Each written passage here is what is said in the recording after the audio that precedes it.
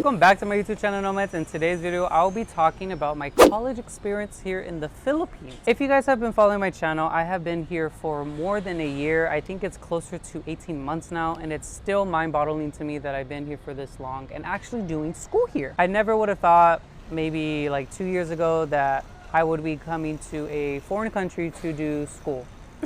Like, it never crossed my mind. But here I am today, and in today's video I'll be talking about my college experience, comparing it to the United States to the Philippines. So without anything else, let's get into today's video. Everything that I'm comparing the United States to is going to be compared to USC, obviously, because that's the only school that I'm going to. I'm not going to all these other ones, but I think generally speaking, these are all things that are at every other university here in Cebu City. I don't know about Manila, but I do know that it's generally the same here in Cebu City. So the school structure, I have subcategories for this one big topic. The first one is grading system. So in the United States, we have a letter grade system, whereas here in the Philippines, you have a number system. It starts from 1, 2, 3, and then 5.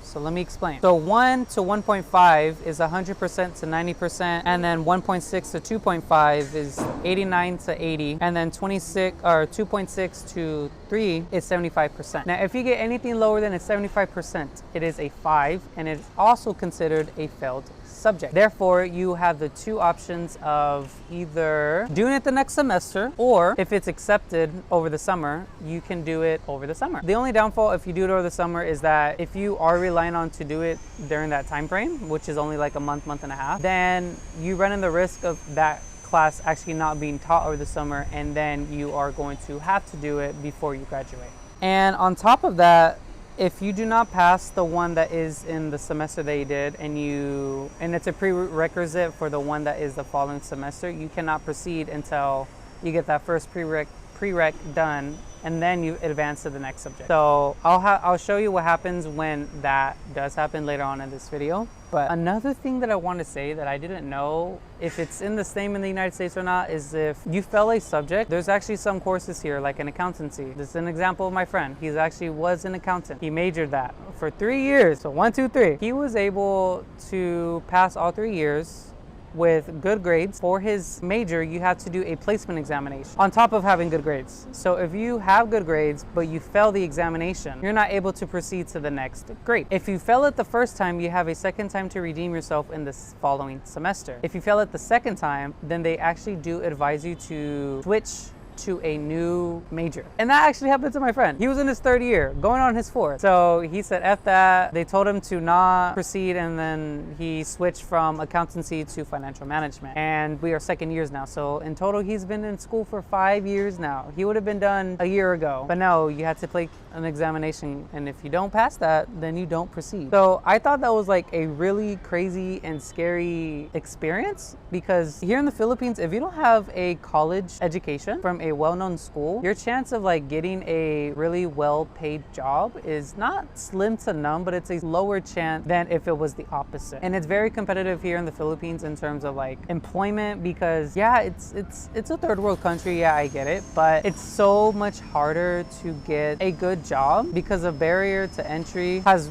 rose, because everyone now, the government is being everyone that is staying at home actually have some level of education at a college degree, either if it's 2 years or 4 years. So that sucks, and the pressure to succeed in school just like goes from here to there. So yeah, just I guess be careful and be cautious on what major you go to and what school, because not all schools are the same.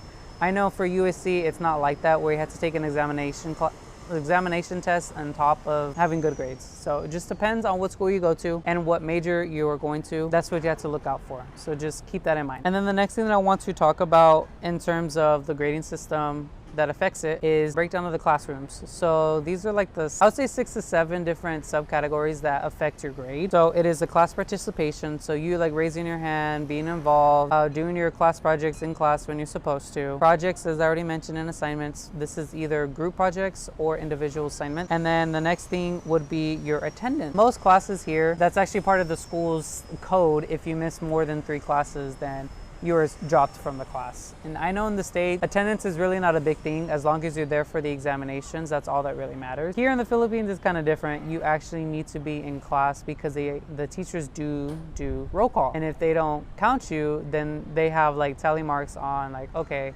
this person's been gone for 3 consecutive absences, so they're not gonna get any credit for the class, and then they're gonna have to take it the next semester. So I thought that was kind of weird because in a sense, this is all still similar to my high school experience, is just like at a college level. And then the next subcategories would be midterms and final. So I'm gonna break this down even more because the semester schedule is broken down into 4 quarters, and it really depends on the professor that you have.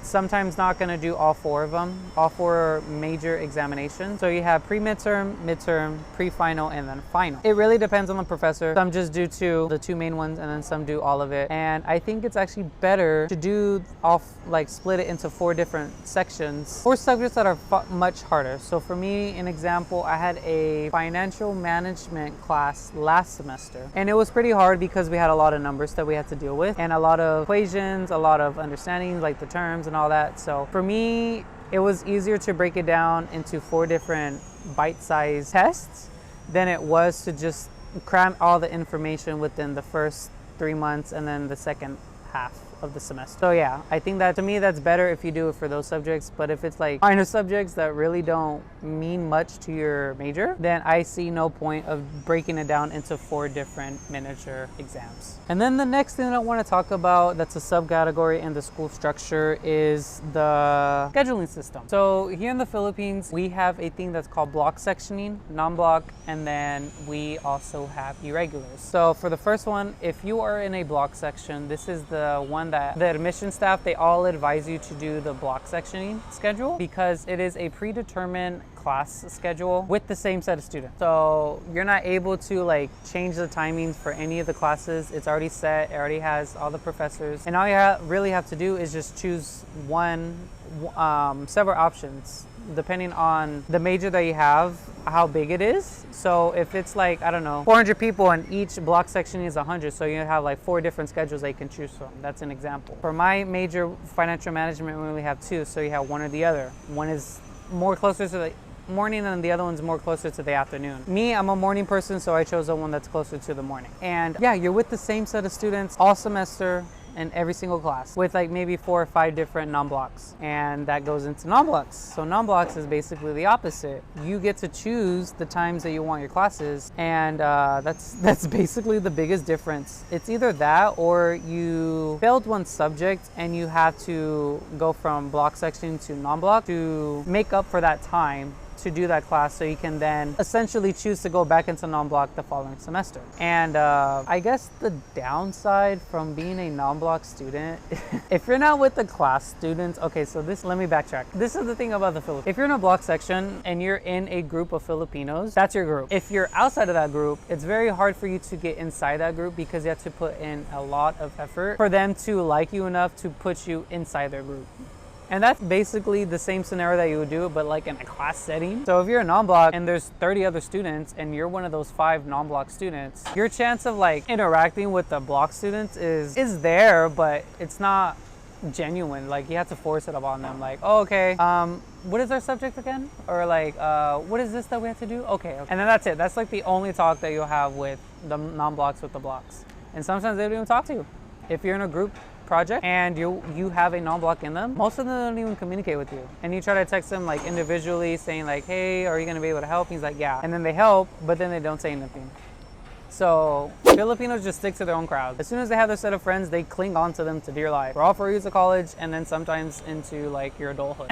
It's like, it's a trip to me because like, how could you be so like fixated and so like narrow-minded to just stick with the same set of people all 4 years of your college years and onto your adulthood? Like it's It's crazy to me to really think about that, but that's just how it is here in college. That's why a lot of people choose to be in the block sections, because you're with your friends, you're already comfortable with them, you don't have to get out of it, and then you don't have to meet new people too. So when you're non-block, you have like different set of people in almost all of your classes, and sometimes you might get like 2 or 3 of them that it's with the same people, but your chance of like meeting new people as a non-block is very high, is much higher than you being in a block. And I'm actually thinking of doing that next semester. We'll see how that works, but that's what I've been told, the people that are blocks and then they switch to non-blocks. And then the last category that you have is the irregulars. So irregulars are the people that missed like more than 2 or 3 different classes, like they failed them basically, and they had to retake them, and those are the only subjects that they have, and besides their graduating ones or their, you know, on the job training courses. So those are like mainly like 4th years, 3rd years that are irregulars, because they had to make up for those credits that they were not able to complete within the first 2 years of their college years. That's the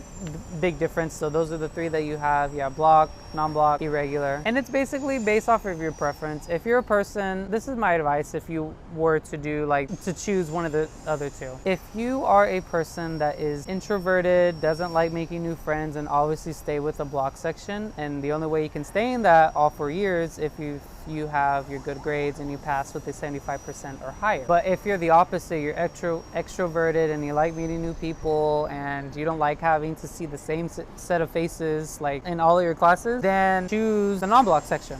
That's an option. You don't have to fail out of a class to get non-block. You get to choose it, but it's obviously highly advisable for you to stay in a block section because you don't get left behind really. Okay, so that is enough with the first main category. Now we're gonna talk about the professors at UAC. Oh my God.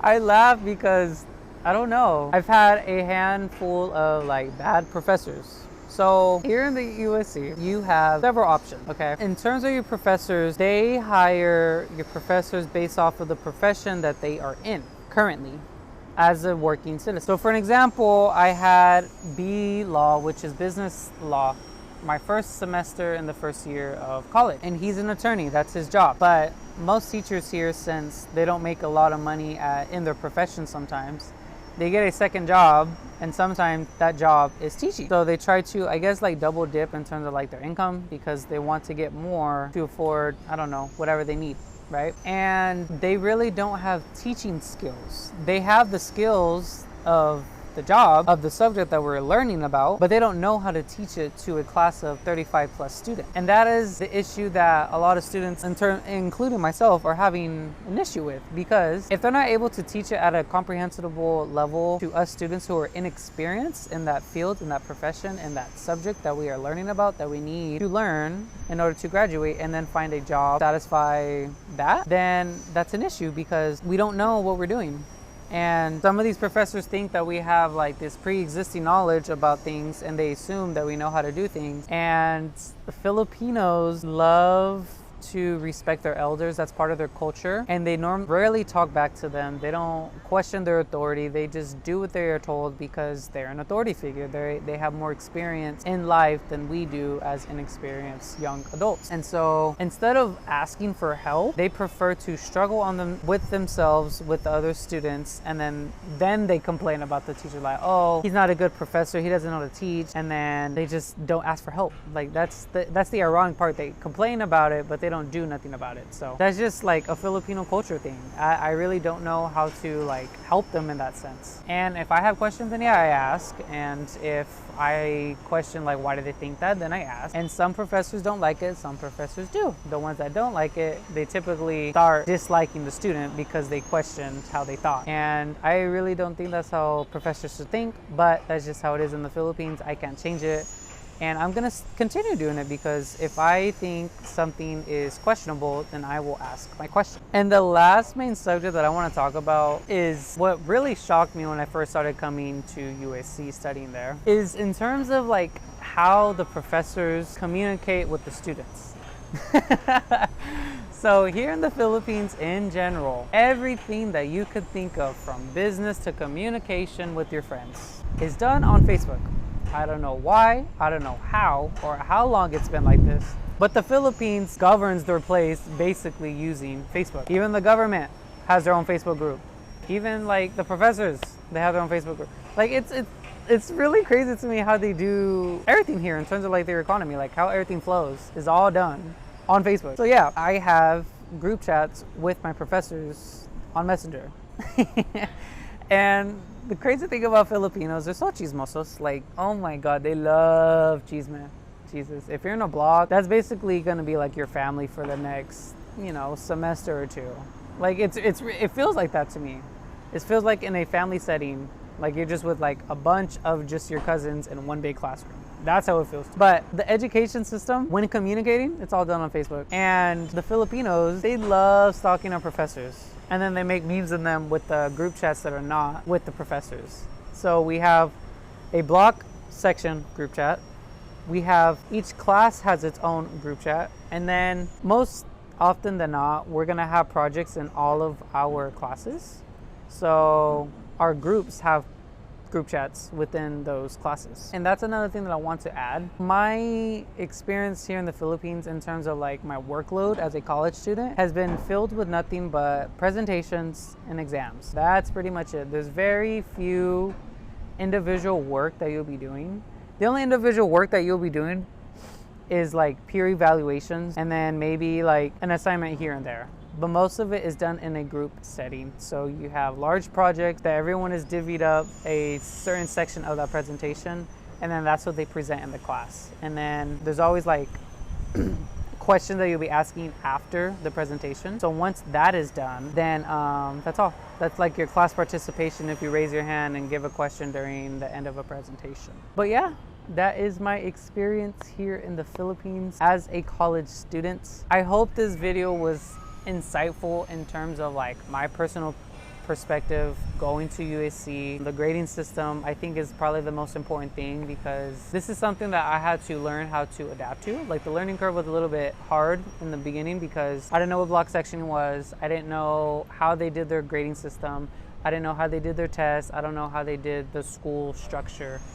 And I thought this video was pretty insightful. If I missed certain topics, certain information, please let me know. I am going to do more UAC videos. I'll probably do one of like how the scheduling is done here, like how many credits you get to have to do, like a breakdown of my financial management course. So like all 4 years, I'll probably do a video on that. Just show you what I had to do with obviously like more personal experience in all of those years that I'm doing with those classes. Yeah, I'll probably just be doing more content on USC stuff. I do look online. I don't see that much about our school, what it looks like, or just regular topic inside as a student. And I thought this was a perfect example of doing that because one, I'm an international student, so like I already have an advantage over the Filipinos because if you're an international student and you're not used to this type of schooling system, then I'm here to help. And obviously, if you have more personal questions, you can always hit me a DM on Instagram, on Facebook, or on my email. Sorry. Mind fog. But yeah, if you have any personal questions, please let me know. Leave comments in the comment section of like, what do you want me to do next? If you have any questions, I'll answer them there, and I'll just leave you guys with that. So again, like, comment, share, subscribe to this channel. It's slowly growing, but I'm still trying to figure out what exactly I want to do for you guys. I do know one of them would be more college videos because I do want you guys to be, informed about things at my school. And without anything else, guys, like, comment, share, subscribe to my channel once again, and see you guys in my next video.